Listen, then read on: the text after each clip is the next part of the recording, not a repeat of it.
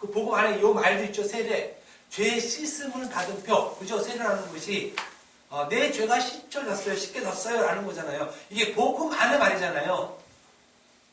이 사람은 구원을 받는 것이다. 구원을 받을 것이요. 믿지 않은 사람은 이게 뭘 믿지 않아요? 복음을 믿지 않는 거예요. 복음. 그러니까 예수라는 말 대신에 그 안에 복음을 넣었다는 거예요. 복음. 복음.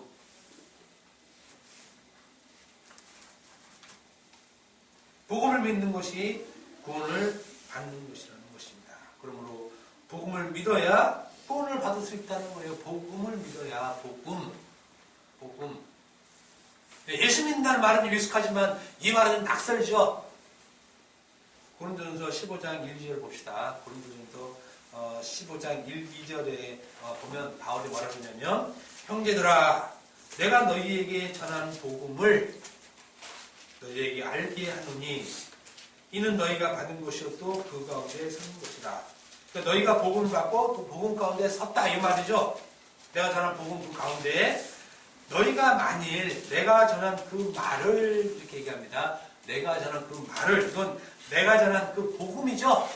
내가 전한 그 복음을 굳게 지키고 헛되이 믿지 아니하면 그 복음으로 말미암아 구원을 받으리라 이렇게 얘기하고 있어요. 그로 말미암아 구원을 받으리라. 내가 전한 그 복음으로 말미암아 구원을 받으리라. 그러니까 구원을 받는 것은 무엇으로 받냐면 복음으로. 물론 예수를 믿어야 구원을 받죠. 당연한 겁니다. 그거는. 그런데 예수를 믿는다는 그 말에 그 속에 복음이라고 있단 말이에요. 복음. 그러니까 복음을 믿는 것이 예수 믿는 것이에요. 근데 복음 안에 그 내용 있죠. 복음의 말. 그래서 구원은 무엇을 통해 받는다고 말하고 있습니까? 복음을 통해서 이렇게. 요게 좀 더 성경을 좀 풍성히 아는 것입니다. 우리는 어떻게 구원받습니까? 예수 믿어서요. 요거는 약해요. 그거는 당연한 것이고. 그런데 그 위에 예수 믿는다는 그 말 위에 복음이라는 내용으로 채워져 있는 것이에요. 그래서 그 풍성하게 복음을 통해서 복음으로 말미암아 이렇게 얘기를 하는 것이에요. 그런데 이 복음을 모르는 사람은 너 예수 믿어야 합니다. 이렇게 얘기해요.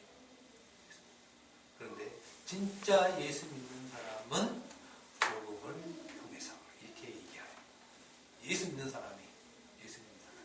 예수 믿는 것은 당연한 것이고 그 믿음 안에 무엇으로 채워져 있냐면 복음으로 채워져 있기 때문에 복음을 통해서 구원받습니다. 이렇게 얘기하면 정답 딱 맞는 거예요. 그러면 예수를 통해서 구원받는 사람과 복음을 통해서 구원받는 사람이 모르는 사람 나눠져 있겠죠.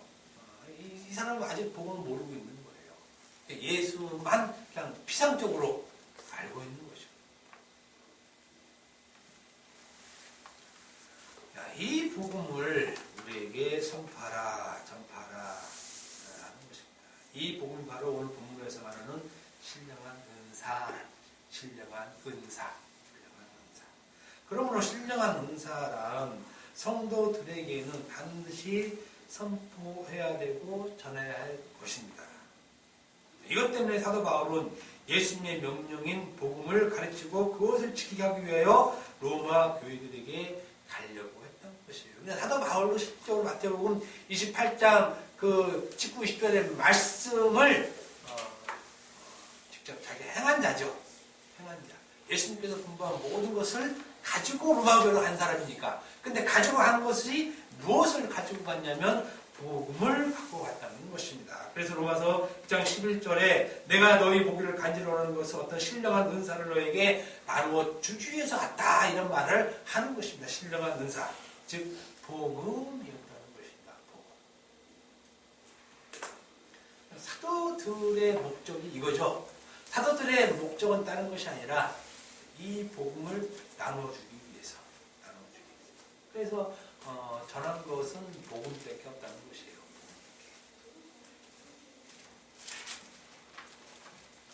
왜냐하면 이들이 주께로부터 받아 자기들이 갖고 있었던 것은 복음뿐이었습니다. 받은 게 아니죠. 자기들이. 로또 받은 것이 아니라 받은 건 복음. 예수 그리스도의 복음. 이것을 자기들이 받았기 때문에 나눠줄 것은 이 복음밖에 없다는 것이에요. 그럼 여러분들도 마찬가지라는 것이에요. 여러분들도 줄 것 다른 거 없어요. 복음이죠. 복음을 나누어 주기 위해서 때로는 돈이 먼저 나갈 수도 있어요. 그렇잖아요. 돈을 줄 수도 있고 빵을 줄 수도 있어요. 그렇지만 그 안의 핵심은 다 복음으로 되어 있다는 것입니다. 베드로와 요한이 성전 민문에 앉아있던 걷지 못했던 사람에게 그에게 준 것이 바로 복음이죠. 복음. 베드로와 요한이 성전 민문에 앉아서 구걸하는 그 안진뱅이 거른에게 다른 것 주지 않았다는 것이에요. 내가 갖고 있는 것은 다른 거 없다. 은도 없고 금도 없다. 그렇지만 내가 너에게 줄 것은 예수 그리스도의 이름으로 그런다면 이름. 예수 그리스도의 이름이 복음이에요. 내가 너에게 복음 줄게. 읽히죠? 읽힙니다. 그 현상이에요. 그 사람이 그걸 복음으로 받아들이면 복이지. 이 구침 받았다는 이 자체만으로 살면 그건 또 그 사람에게 복이죠. 차라리 안진뱅이로 그대로 사는 게 옳아요. 그대로 사는 게. 나에게 있는 이것을 내게 주느니 나사렛 예수 그리스도의 이름으로 일어나 걸으라 하는 말은 내가 너에게 복음을 줄게 이 말이에요. 복음을 줄게. 그 사람이 준 그 이름이 바로 복음 신령한 은사라는 것입니다. 이 신령한 은사에 대해서 이 복음에 대해서 일단 신령한 은사를 복음으로 알면 간단하죠. 이 신령한 은사는 영적인 은사고 영적인 은사는 복음이구나 이렇게 딱 알면 신앙생활은 아주 심플하고 간단하고 선명해요. 그런데 이 신령한 은사를 요 나쁜 놈들이 엉뚱하게 이용해 먹죠. 그걸 어떻게 이용해 먹습니까? 방언하는 것, 그죠? 신령한 은사가 그렇으니까 뭔가 대단한 어떤 이렇게 뭐 신비한 체험을 통한 어떤 것 이런 것으로 한다는 것이에요. 이런 것을 이용해 먹죠. 병 고치는 것 이게 어떤 신령한 은사가 일어나는 것으로 알고 있어요. 네? 그럼 기도 같은 데 가면 막 별짓 다 하죠. 막 생쇼도 하고 여러 가지 막 이게 하나의 놀라운 영적인 은사가 막 일어나는 것으로 막 이렇게 선전하는데 그거 전부 다 쇼입니다. 쇼예요. 아무것도 아니에요. 신령한 은사는 복음 외에 없어요. 하늘에서 내려온 것 유일한 것 복음. 그러니까 우리는 전혀 거기에 대해서 관심이 없어요. 누가 방언을 아주 그냥 50개국 방언을 해도 별로 관심 없어요. 그거 하면 뭐하게요? 복음을 얘기해봐. 복음 주세요. 복음을 나눠주세요. 말을 못하는 거예요. 병을 1000명, 10,000명씩 고친다고 해도 복음 주세요. 복음 줄 게 없는 거예요. 그게 무슨 의미가 있어요? 그게 무슨 의미가 있어요? 의미 없어요. 그러니 그런 현상에 대해서 신비한 현상에 대해서 뭔가 있겠구나 하는 생각 할 필요 없다는 것이에요. 왜냐하면 우리에게는 이미 신령한 은사인 복음이기 때문에 그 복음에는 반드시 예수 그리스도의 이름이 들어가 있잖아요. 그거 더 큰 게 없다니까요. 나머지는 전부 다 그 아래 하등이에요. 하등 아주 천박한 것들. 복음 몰랐을 때 와 했던 것들. 복음 알고 나니까 다 천박해 보여. 저런 걸로 어떻게 사람이나 좀 어떻게 해볼까. 측은하게 보이고 불쌍하게도 보이는 것이지 결코 저것이 하나님의 일을 나타낸다 이렇게 안 돼요. 방언 천마디 해도 그것으로 복음을 얘기 못한다니까요.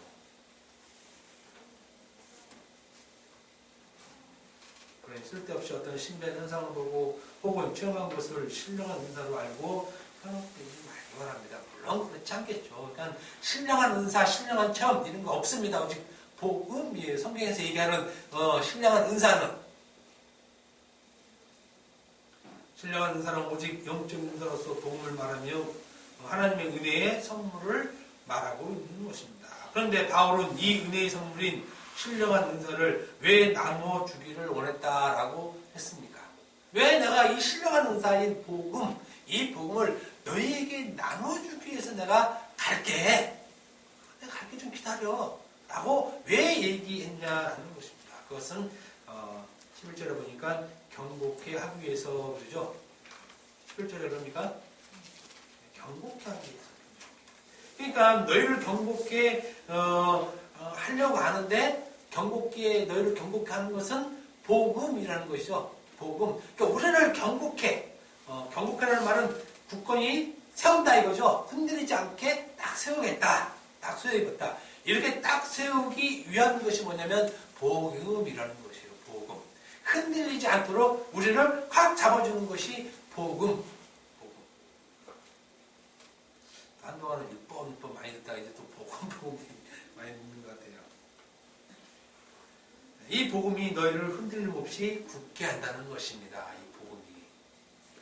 그러면 무엇을 경고케 하는 것입니까? 바로 믿음을 경고케 하는 거예요. 여러분들이 하나님으로부터 받은 선물이 믿음이잖아요. 이 믿음을 경고케 한다는 거예요. 경고케 한다는 거. 그러니 우리의 믿음을 경고하는 것은 다른 것이 아닌 복음이라는 것입니다. 우리는 믿음을 경고하기 위해서 뭐 기도하고 찬송하고 금식하고 여러 가지 많이 하잖아요.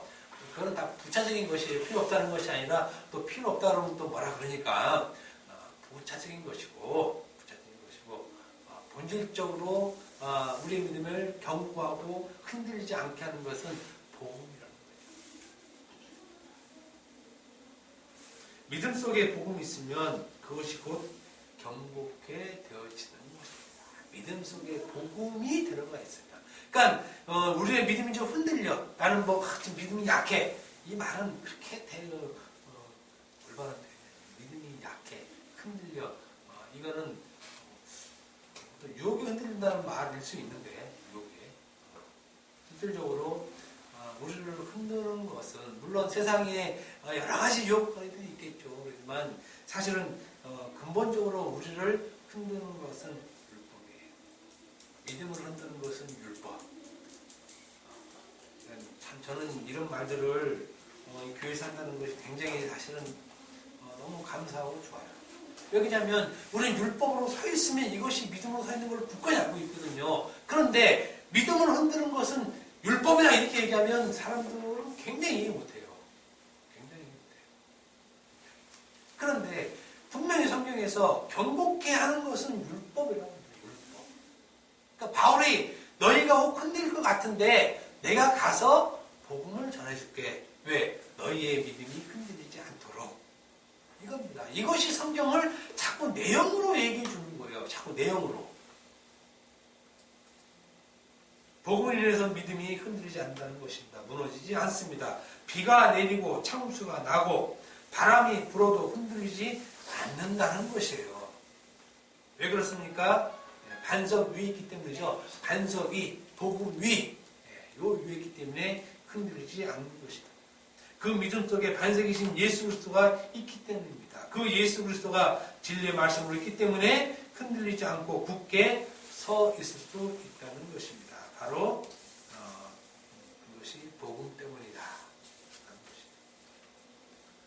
그래서 로마서 후반으로 가면 우리의 믿음을 계속 흔드는 것은 다른 것이 아니라 율법으로 자꾸 얘기하고 있습니다. 흔드는 거.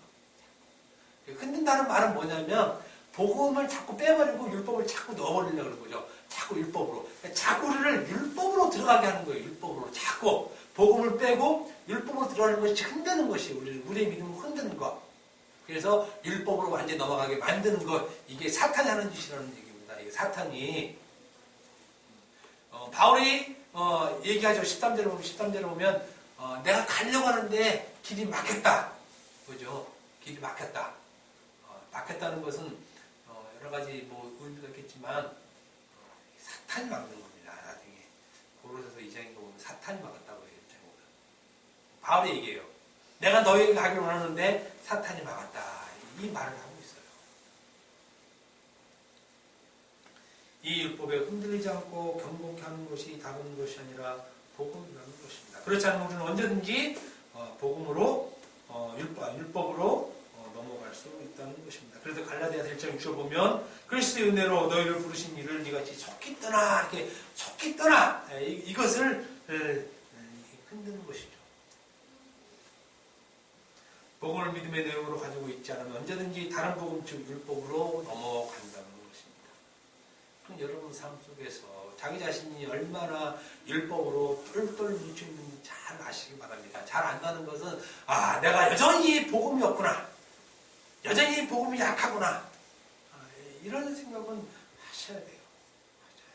복음이 우리를 침투에 들어오면 그 드릴로 막 이렇게 파죠. 이렇게 막 파듯이 복음이 막 파고 들어오면 우리가 하는 율법은 바닥바닥 하고 이렇게 막 치게도 나가요.